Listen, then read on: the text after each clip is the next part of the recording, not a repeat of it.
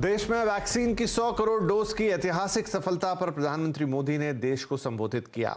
अपने संबोधन में पीएम मोदी ने इतने कम वक्त में 100 करोड़ डोज लगाने को सबके प्रयास का नतीजा बताया। उन्होंने कहा कि देश के लोगों में वैक्सीन लगवाने के लिए जो उत्साह था, उसी से इतने बड़े लक्ष्य को हासिल करने में मदद मिली। पीएम मोदी ने यह भी कहा कि आज दुनिया भारत की मजबूती को पहचान रही है।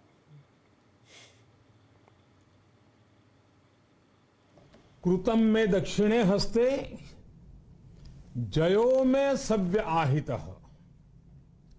इस बात को भारत के संदर्भ में देखें तो बहुत सीधा साधा अर्थ यही है, हमारे देश ने एक तरफ कर्तव्य का पालन किया तो दूसरी तरफ उसे बड़ी सफलता भी मिली। कल 21 अक्टूबर को भारत ने 1 बिलियन 100 करोड़ वैक्सीन डोज का कठिन लेकिन असाधारण लक्ष्य प्राप्त किया है। इस उपलब्धि के पीछे 130 करोड़ देशवासियों की कर्तव्य शक्ति लगी है। इसलिए ये सफलता भारत की सफलता है, हर देशवासी की सफलता है। मैं इसके लिए सभी देशवासियों को हृदय से बधाई देता हूं। यह सुनिश्चित किया गया कि वैक्सीनेशन अभियान पर वीआईपी कल्चर हावी न हो। कोई कितने ही बड़े पद पर क्यों न रहा हो, कितना ही धनी क्यों न रहा हो, उसे वैक्सीन सामान्य नागरिकों की तरह ही मिलेगी। साथियों, हमारे देश के लिए यह भी कहा जा रहा था कि यहां ज्यादातर लोग टीका लगवाने के लिए आएंगे ही नहीं। दुनिया के कई बड़े विकसित देशों में आज भी वैक्सीन हेजिटेंसी एक बड़ी चुनौती बन गई है, लेकिन भारत के लोगों ने 100 करोड़ वैक्सीन डोज लेकर ऐसे लोगों को निरुत्तर कर दिया है। मेरा आग्रह है कि हमें अपने त्योहारों को पूरी सतर्कता के साथ ही मनाना है। और जहां तक मास्क का सवाल है, कभी कभी जरा, लेकिन अब तो डिजाइन की दुनिया भी मास्क में प्रवेश चुकी है। मेरा इतना ही कहना है, जैसे हमें जूते पहन करके ही बाहर जाने की आदत लग गई है ना, बस वैसे ही मास्क को भी एक सहज स्वभाव बनाना ही होगा। जिनको अभी तक वैक्सीन नहीं लगी है, वो इसे सर्वोच्च प्राथमिकता दें। जिन्हें वैक्सीन लग गई है, वो दूसरों को प्रेरित करें। मुझे पूरा भरोसा है कि हम सब मिलकर प्रयास करेंगे तो कोरोना को और जल्द हरा पाएंगे। और अब बात करेंगे आज आने वाले दिग्गज रिलायंस इंडस्ट्रीज के नतीजों की। तो जहां अनुमान है कि क्वार्टर 2 में कंसोलिडेटेड रेवेन्यू 14% बढ़कर 1,60,000 करोड़ के पार जा सकता है। रिलायंस रिटेल जियो के कारोबार में भी अच्छी ग्रोथ का अनुमान है। डिटेल लेते हैं अपने सहयोगी नीरज बाजपेयी से। तो नीरज, आप हमें बताएं कि किस तरीके के नतीजों की उम्मीद की जा रही है दूसरी तिमाही के लिए। तो जो हमारी नज़र है उसमें कंसोलिडेटेड बेसिस पे क्वार्टर पे हमें लगता है कि रेवेन्यूज पे सबसे पहले नजर डालें, 1,60,000 करोड़ का हमारा अनुमान है, जो 14% की क्वार्टर ग्रोथ यहाँ पे दिखाएगा। और साल दर साल चूंकि लो बेस है तो वहाँ से तो 44% की ग्रोथ दिख रही है। ऐसे ही पैट में आप देखिए 12,480 करोड़ आने वाला है और एबिटा 11% बढ़ेगा आपका यहाँ पे 25,920। मैंने हायर साइड के अनुमान लगाए हैं। मुझे लगता है कि शायद यहाँ पे भी आपको सरप्राइज हो सकता है, क्योंकि जो डीजल के क्रैक्स हैं उसमें भी बहुत इंप्रूवमेंट हुआ है, तो तगड़े गेंस की उम्मीद यहाँ पे रख सकते हैं। रिटेल बिजनेस जो इस पैंडेमिक में सबसे ज़्यादा दिक्कत आई थी, जो कि ब्रिक एंड मोटर्स खुले नहीं थे, अब पूरी तरीके से खुल गए हैं, एडिशंस भी हुए हैं। तो आप सोचिए 43,000 करोड़ का रेवेन्यू 11% की ग्रोथ के 13% की ग्रोथ के साथ दिख रहा है, और इसमें मार्जिन इंप्रूवमेंट हुआ है 1% का, ये बहुत ही सिग्निफिकेंट है। तो मुझे लगता है कि रिटेल से आपको एक और सरप्राइज मिलेगा।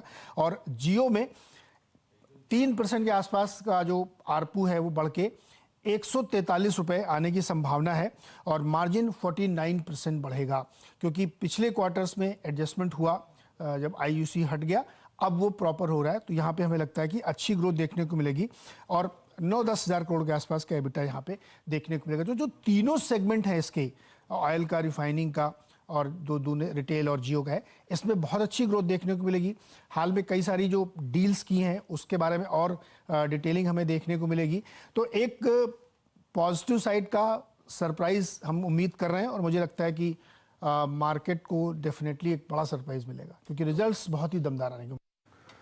जी, तक बढ़िया नतीजे की उम्मीद है यहाँ पर रिलायंस से। और साथ में लगे हाथों आपको ये भी बता दें कि इस वक्त आप जो चैनल देख रहे हैं, यानी कि CNBC आवाज़, वो नेटवर्क 18 का हिस्सा है, जिसका स्वामित्व और प्रबंधन रिलायंस इंडस्ट्रीज के हाथों में है।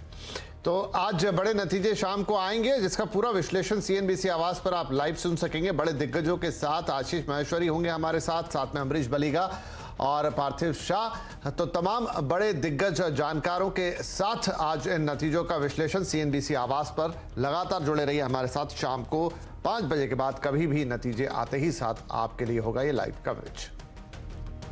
पर अब एक नजर आज के बाजार पर डाल लेते हैं, जहां लगातार चौथे दिन मुनाफा वसूली हावी रही और बाजार गिरावट के साथ ही बंद हुआ। हालांकि निफ्टी अपना 18,100 का अहम स्तर बचाने में कामयाब रहा। वहीं आखिरी घंटे में बैंक निफ्टी ने एक शानदार रिकवरी दिखाई और यहां पर 294 पॉइंट की बढ़त लेते हुए 40,324 पर अपनी क्लोजिंग दी। सरकारी और प्राइवेट बैंकों में तेजी ने बैंक निफ्टी में जोश भरने का काम किया। रियल्टी में भी आज अच्छी खरीदारी आई। मेटल, फार्मा, IT, ऑटो और FMCG में दबाव था। मिड और स्मॉल कैप भी आज पिटते हुए दिखे। सेंसेक्स 102 अंक गिरकर 60,822 पर, तो निफ्टी 63 अंक गिरकर 18,115 पर बंद हुआ। चलिए, मनी कंट्रोल प्रो से जुड़ी एक बड़ी खबर आपके लिए। हमें ये बताने में खुशी हो रही है कि हमने 4 लाख एक्टिव और पेड सब्सक्राइबर का माइलस्टोन छू लिया है। मनी कंट्रोल प्रो देश की सबसे तेजी से बढ़ रही फाइनेंशियल न्यूज सब्सक्रिप्शन सर्विस है। ये देश का इकलौता भारतीय ऐप है जो दुनिया के top 20 global digital news subscription service में शुमार है। अगर आपने इसे अब तक सब्सक्राइब नहीं किया है तो तुरंत मनी कंट्रोल की वेबसाइट पर जाएं और महज ₹1 प्रतिदिन में आप इसे सब्सक्राइब कर सकते हैं।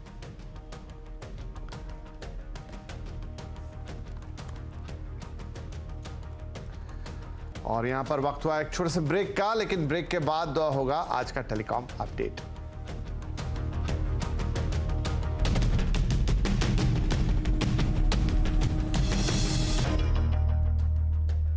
दूरसंचार विभाग ने स्पेक्ट्रम और AGR पर मोरेटोरियम की गाइडलाइंस जारी कर दी है। टेलीकॉम कंपनियों ने इस गाइडलाइंस के मुताबिक मोरेटोरियम लेने की शुरुआत भी कर दी है। इससे कंपनियों को क्या फायदा होगा, देखिए रिपोर्ट हमारी आज के टेलीकॉम अपडेट में। CNBC Awaaz and Salazar Techno Engineering present Telecom Update. Telecom कंपनियों ने राहत पैकेज के हिसाब से मोरेटोरियम पर अमल शुरू कर दिया है। वोडाफोन आइडिया 4 साल स्पेक्ट्रम की किस्तों पर मोरेटोरियम लेगा। इससे कंपनी का कैश फ्लो 60,000 करोड़ रुपए तक बढ़ेगा। बाकी AGR की किस्तों पर मोरेटोरियम लेने पर कंपनी 29 अक्टूबर से पहले फैसला ले लेगी। कंपनी को अगले 90 दिनों के अंदर मोरेटोरियम कन्वर्ट करना होगा। इस मोरेटोरियम के साथ कंपनी को 35 से 40,000 करोड़ रुपए की बचत होगी। साथ ही दूरसंचार विभाग इस महीने के अंत तक कंपनी की 12,000 करोड़ रुपए की बैंक गारंटी भी वापस कर देगा। जानकार मानते हैं कि इससे कंपनी को फिलहाल तो राहत मिलेगी। भारत सरकार का पैकेज एक्सेप्ट करने से वोडाफोन आइडिया को कैश फ्लो में 60,000 करोड़ का रिलीफ तो मिलेगा, लेकिन इस रिलीफ का तब तक कोई मतलब नहीं होगा जब तक कि अपने नेटवर्क को अपग्रेड करने के लिए वोडाफोन आइडिया फर्दर इन्वेस्टमेंट नहीं करेंगे। आज वोडाफोन आइडिया को अपने कॉम्पिटिटर के इक्वल अपना नेटवर्क लाने के लिए कम से कम 35-40 हज़ार करोड़ रुपए इन्वेस्ट करने हैं। उसके लिए वोडाफोन आइडिया को इक्विटी भी डालनी पड़ेगी और डेट भी रेस करना होगा। और ये वोडाफोन आइडिया के लिए बहुत बड़ा चैलेंज है। हमें देखना होगा कि वोडाफोन आइडिया के सब्सक्राइबर आज की डेट में भी बहुत ज़्यादा 2G के हैं।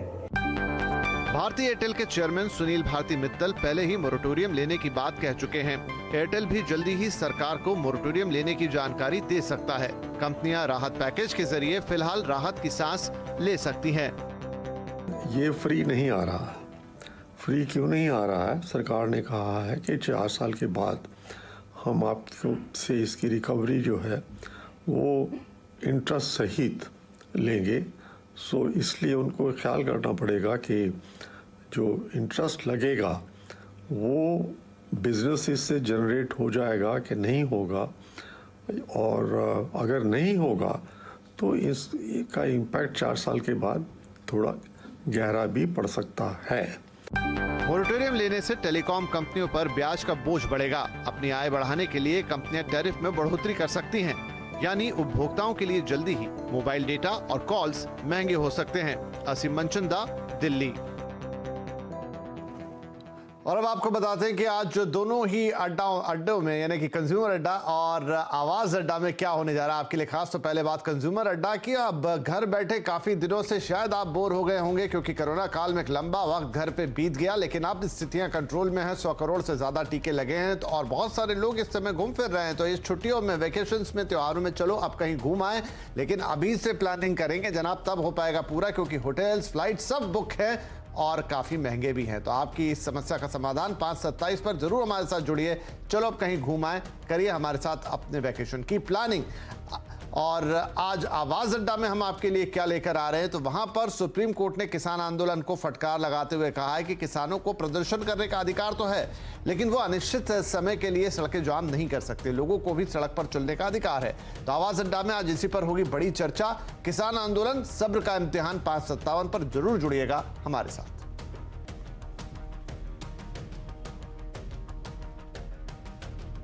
और आवाज समाचार में फिलहाल इतना ही, लेकिन कमोडिटी स्पेशल इस ब्रेक के बाद आपके लिए, जहां आज बात होगी गोल्ड में निवेश की। नमस्कार।